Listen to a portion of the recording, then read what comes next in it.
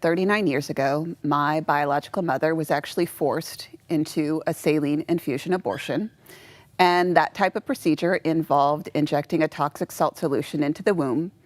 That toxic salt solution should have poisoned me, burned away the top layer of my skin, and my life should have been ended before she ultimately delivered a deceased child.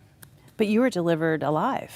I was. But injured, right? Alive but injured. Yeah, people would never guess by looking at me today that when I first survived, I was fighting for my life. I weighed a little less than 3 pounds. I suffered from severe respiratory and liver problems, seizures. The doctors didn't believe I would live for very long, and if I did, I would suffer from multiple disabilities. What's fascinating about your story is that a couple decided to adopt you. So there you are. You could be a very expensive child to have who may or may not survive, and they took you on. Why did they do that? Yeah, it's true, right? My parents really didn't have a penny to their name. And here they were adopting this child who had all of these predictions about their health and their life. And my parents were just very faithful people who knew that they were called to be my parents. I love that. You already see the hand of God so early in your life when your life should have ended and you survived. And then these people came along. You didn't find out for quite a while about that you were the product of a failed abortion attempt. When did you find out? I was actually 14. Grew up knowing I was adopted, but didn't find out that I survived the abortion until I was 14. And it was absolutely devastating. How did it impact you? It impacted every part of my life, you know, physically, emotionally, mentally, spiritually. I didn't know who I was anymore. I was ashamed, embarrassed, felt guilty. I was angry. You know, I told some people the other day, it impacted my relationship with God. You know, I questioned how that could be the plan, in a good way, right? But also at the same time, kind of questioned how this could be the plan for my life. It was a very scary place and time for me. It had a bad effect on your life too. What was happening to you in this time?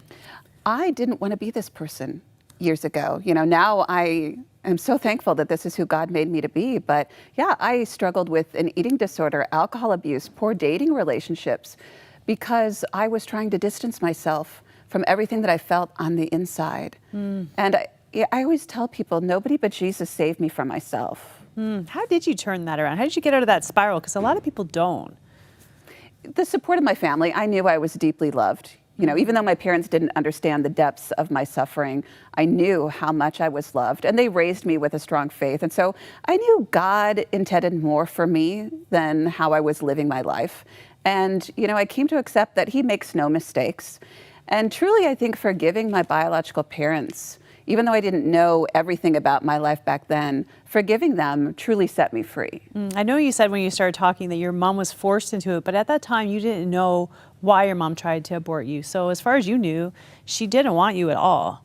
You know, how was that journey of forgiveness, not knowing what the story was, but thinking probably it's something terrible? How did that unfold? I first forgave them a very long time ago. You know, I was a teenager when I first forgave my biological parents. But I always remind people, I think forgiveness is a deliberate choice that we have to make, and it's not a one-time event. It's a process where you have to forgive over and over again. And so, you know, now at this point in my life, I'm a mother, I have my own children. When they were born, I looked upon their lives, and I had to forgive again because it brought up all of those old emotions and thoughts that I had worked through. I think this whole issue of adoption and abortion, I mean, you can look at it as you were rejected from the beginning, which is one way, or you can look at it like no matter what people try to do to you, God had a plan for your life. It is a little bit about how we frame things, isn't it? Oh, it is. It's all about perspective. And certainly I think everybody will go through a point in time where they might feel that rejection. I think that's pretty common, especially for abortion survivors that I know. But by and large, yeah, when you shift that perspective and you realize no matter what, God had a purpose and a plan for me, and no matter who else loves me, He loves me so much. Holding on to that is life-changing. It's an incredible story, and you know, you started looking. You think about adoptions kids who look for their biological parents. You kind of understand that's seeking for your roots, but abortion survivors seeking for your biological parents is like, it's like a victim trying to find the person who victimized them in a sense, right? Why did you decide to go looking for your roots? Well, there were a couple of reasons. I had questions, right? I wanted to know why an adoption plan couldn't have just been made for me in the first place. But more importantly, I wanted my birth my birth parents to know that I knew the truth and I'm not angry, I'm not bitter, that I've led this incredibly blessed life. Okay, Melissa, so you decided to start searching for your mom. Tell me about, and your dad as well, actually. Tell me how that unfolded. I started looking for them when I was 19, so almost 20 years ago. Wow. And it took me over 10 years to find them.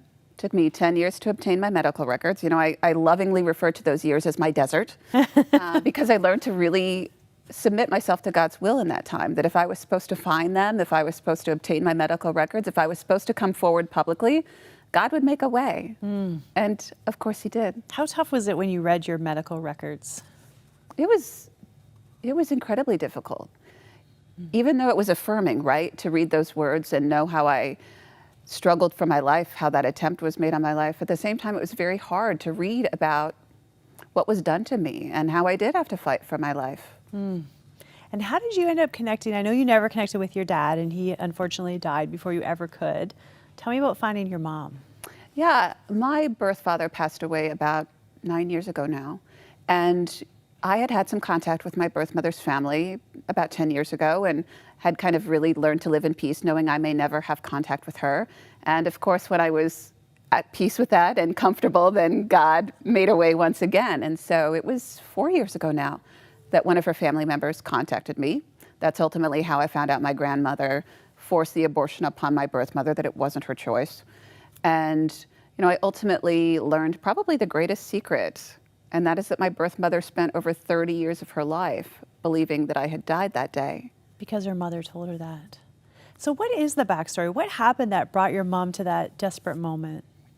Really, she had no other option. I mean, when I say that it was forced upon her, literally, she did not want to have that abortion.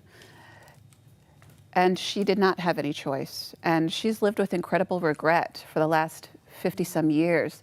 But what I love about how God works is that she now knows that I'm alive and well, and she is loved and forgiven. And I wish everybody could have a story like this. It is not the everyday story, which is why you're here. Tell me about meeting your mom, your birth mom, for the first time. You know, I searched for her and never knew if it would really happen. And it was such a blessing, an honor to meet her and wrap my arms around her and give her a hug. And of course, now knowing the amount of pain and suffering that she's gone through in her life, it means even more to me. I know there's people watching right now who have gone through the process of abortion and, you know, have lost those kids and maybe living with regret. If someone's watching, what would you want to tell them? That they are loved, that they are forgiven, you know, that God is waiting to offer them that forgiveness. And I think sometimes it's hardest to forgive ourselves.